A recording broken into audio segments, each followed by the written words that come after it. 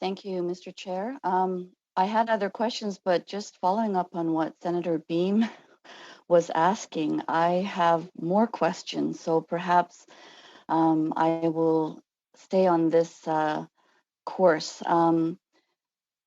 So thank you very much for being here and for your responses and just what you said, your response to Senator Beam in regards to these unprecedented powers of the minister because of the passage of the bill.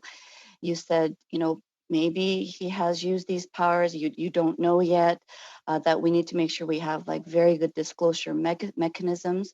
So how will you find out, like if we wanted to sort of understand what is actually going on and what's in what ways the powers have been potentially used or exercised, what would you be doing, and could you do that at the request of this committee going forward, and what sorts of disclosure mechanisms would you recommend? So I have many questions as a result of the questions that Senator Beam asked you, and I think all of us rightfully should understand going forward how we can know clearly and make it as accountable and transparent as possible.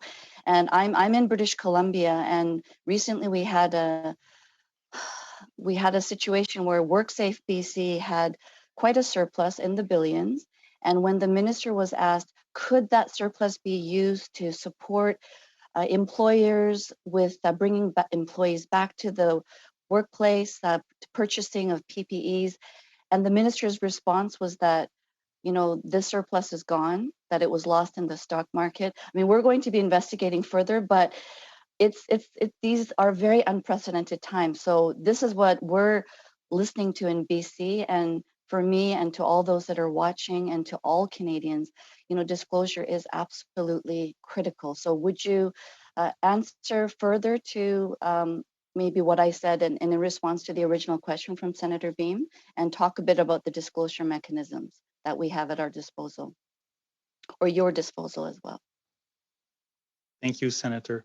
So we can place information requests or send information requests to the minister to see if and when these powers have been used. We're also in contact with finance officials on a regular basis. So these are two mechanisms by which we could know whether these powers have been used. The government would probably, and I haven't looked at that legislation in a little while now, but will probably need to publish in the Canada Gazette whether it had used any of these powers. For example, if the government was to purchase or create a new entity, Crown Corporation or Trust, it would have to be disclosed, but probably only after the fact. So I'm not sure exactly what the disclosure mechanisms are in Bill C-13. As I said, I don't know it by heart, and I've looked at it 2 months ago. Since then, I have looked, but I don't remember all the provisions.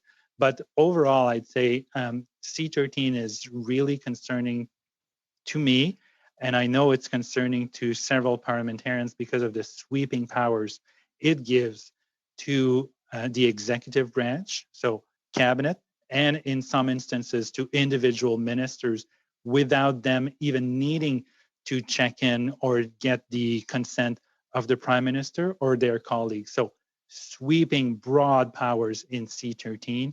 And as I said, I've expressed my concerns in briefings with parliamentarians before, and I'm expressing these concerns again today.